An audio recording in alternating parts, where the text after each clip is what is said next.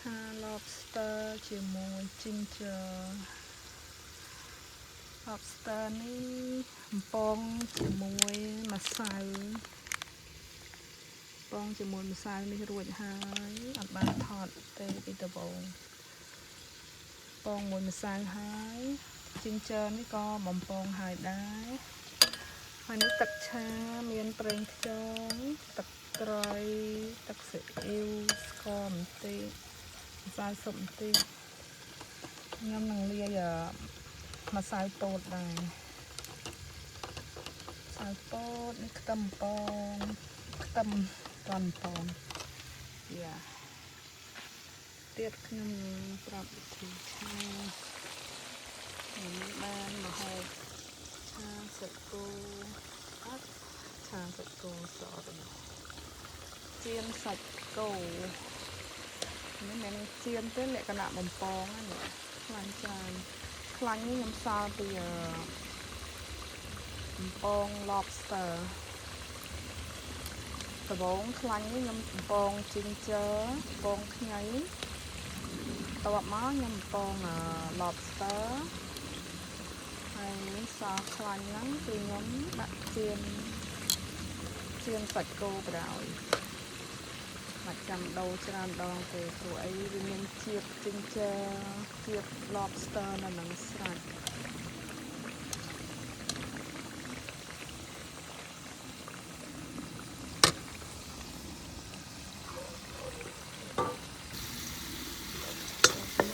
ដាក់ខ្ទឹមបំពងវាឲ្យឈ្ងុយទៅខ្ញុំបំពងឲ្យឈ្ងុយឈ្ងប់ដល់អ្នកជិតខាងព្រោះអីខ្ញុំខុកអាវសាយកុំឲ្យធំផ្ទះគ្រឿងអស់នេះសុទ្ធតែគ្រឿងឈ្ងុយឈ្ងប់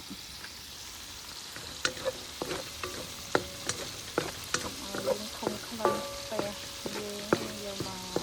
ខុកអាវសាយទៅ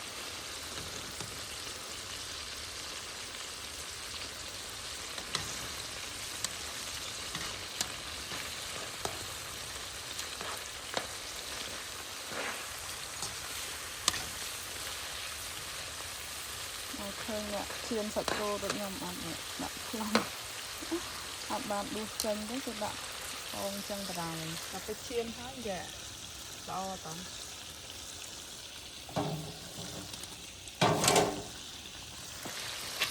ហើយចឹងនិយាយនឹងខ្លោចខ្ទឹមអស់ឥឡូវនេះផ្ទះនេះក្តៅលឿនមែនតើ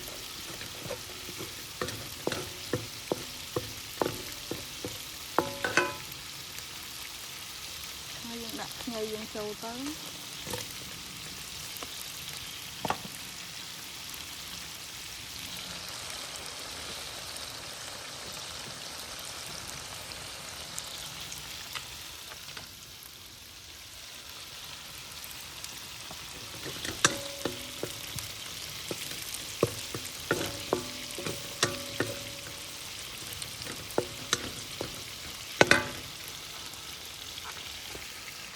ភ្លើងបន្តិចថែមភ្លើងបន្តិច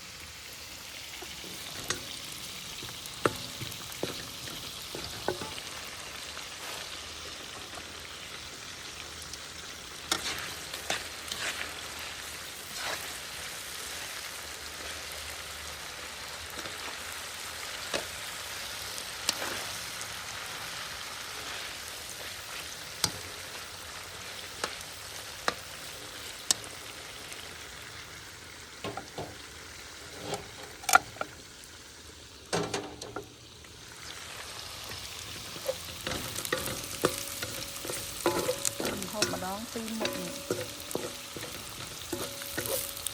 កុំឲ្យខាត់ពេលវេលាតបមកយើងដាក់ lobster យើងចូលទៅ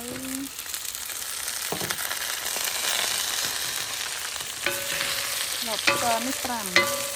5 lobster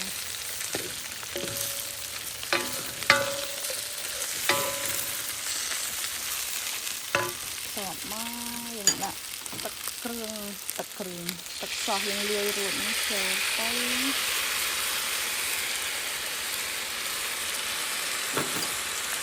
ទៅយកទឹក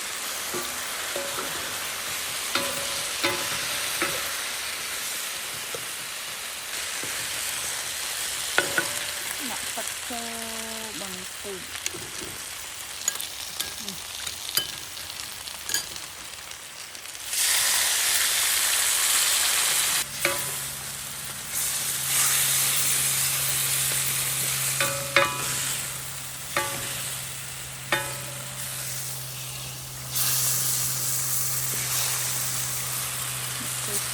ចូលជាតិបន្តិចហើយចាំយើងដាក់ទឹកម្សៅពោតខូនសារ៉ាប់ចូល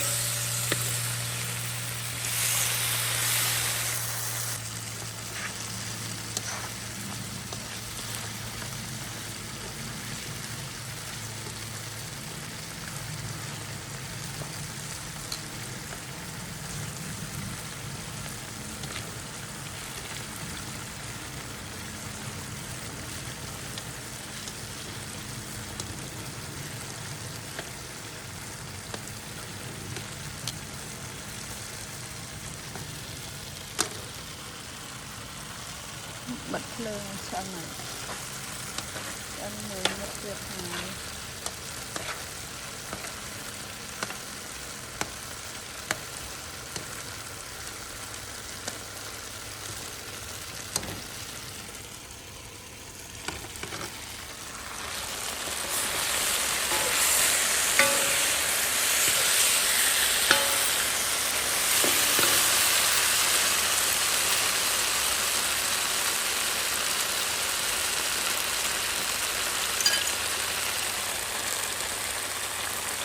ទឹកម្សៅពោត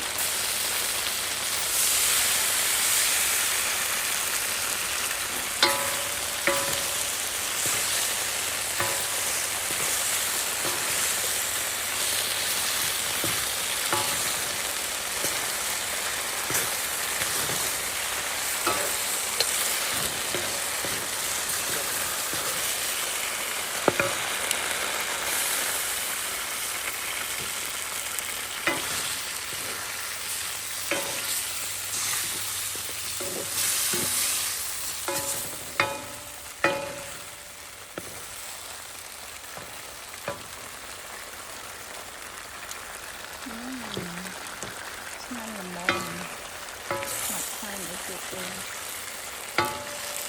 ដាក់គ្រឿងអនញៀនតាមក្រៅលឹកខ្ទឹមតែនៅក្នុងពោះហ្នឹងចាំទៅក្រៅ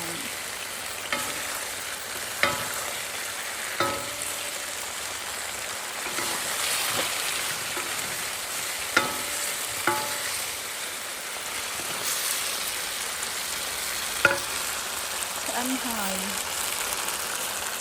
ចាប់ទៅហើយខ្ញុំដល់អ្នកជិតខាង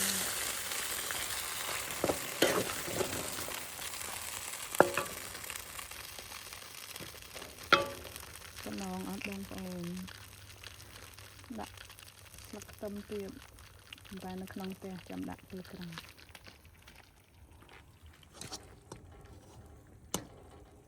គោជៀនយើងក៏ឆ្អិនរួចរាល់ឆ្អិនតាណាគ្នាតែហ្មងនេះ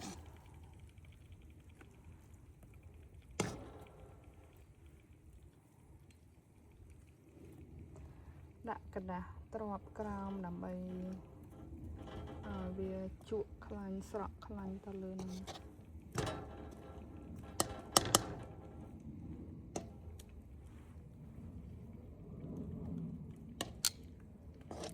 មេឃនេះទឹក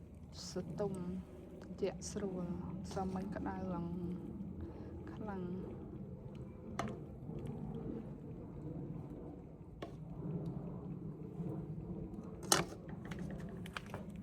lobster ជើងនេះញ៉ាំមី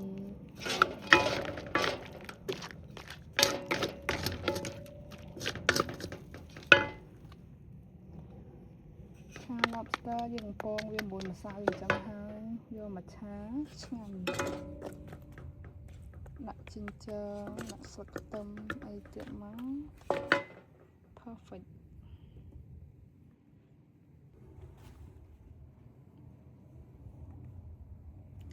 ពីរវល់ហើយនេះឆ្អិនទាំងពីរ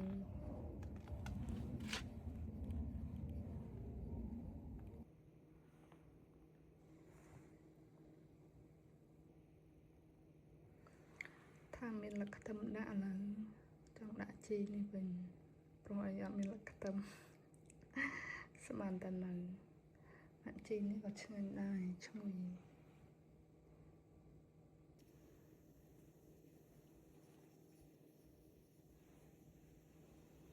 ឈ្ងុយណាស់ឈ្ងុយរួចរាល់ហើយ today មានពីរមុខហ្នឹងឯង